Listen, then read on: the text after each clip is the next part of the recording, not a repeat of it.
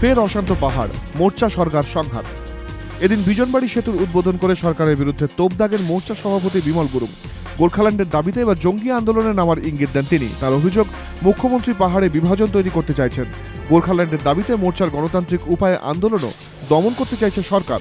এবার আর আন্দোলন গণতান্ত্রিক থাকবে না, গোর্খাল্যান্ডের জন্য গুলি খেতেও রাজি। গুরুং অভিযোগ করেন, মুখ্যমন্ত্রী পাহাড়ে বিভাজন তৈরি করতে চাইছেন, এসব তারা মেনে নেবেন না। তার ঘোষণা, 10ই মার্চ শুকনায় সভা করবে মোর্চা।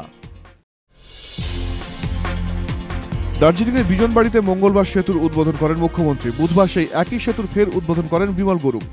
মোর্চা সভাপতির অভিযোগ, দার্জিলিং ম্যাল থেকে যেভাবে মুখ্যমন্ত্রী সেতুর উদ্বোধন করেছেন তাতে দুর্ঘটনায় মৃতদের অপমান করা হয়েছে, তাই এদিন ফের তিনি উদ্বোধন করেন। 2011 অক্টোবরে দার্জিলিংয়ের বিজনবাড়িতে রঙ্গিত নদীতে ভেঙে পড়ে অস্থায়ী সেতু। সন্ধ্যায় স্থানীয় মাঠে গোর্খা জনমুক্তি মোর্চার সভা চলছিল। বহু মানুষ ওই সেতুর উপর দাঁড়িয়েছিলেন। সেই সময় হুড়মুড়িয়ে ভেঙে পড়ে সেটি। দুর্ঘটনার পর পাহাড়ে ছুটে গিয়েছিলেন মুখ্যমন্ত্রী।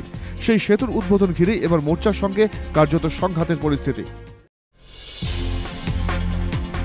বুধবার আলিপুর দায়রা আদালতে আরাবুলের জামিনের আবেদন করেন তার আইনজীবীরা। আদালত সূত্রে খবর, শুনানির শুরুতেই অভিযোগকারীর আইনজীবীর সঙ্গে আরাবুলের আইনজীবীর তুমুল বচসা বাঁধে।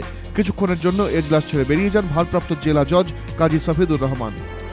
আদালত কক্ষে উপস্থিত আলিপুর বার অ্যাসোসিয়েশনের প্রাক্তন সহ সম্পাদক আইনজীবীর দাবি, সওয়াল জবাবকে কেন্দ্র করে বাদানুবাদ স্বাভাবিক ঘটনা, হাতাহাতি হয়নি, গণ্ডগোলের কারণে নয়, ব্যক্তিগত প্রয়োজনেই এজলাস ছেড়ে গিয়েছিলেন বিচারক। এদিন আদালতে সরকার পক্ষের আইনজীবী জামিনের আবেদনের বিরোধিতা করেন। জামিনের বিরোধিতা করেন অভিযোগকারী হাশেম আলী মোল্লার আইনজীবীও। অন্যদিকে অভিযুক্তের আইনজীবীরা বলেন, আরাবুলের পুলিশ ও জেল হেফাজত শেষ, গোটা মামলাটিতে তাকে রাজনৈতিকভাবে ফাঁসানো হয়েছে। শহরে ফের বহুতলে আগুন, অগ্নিদগ্ধ হয়ে মৃত 3।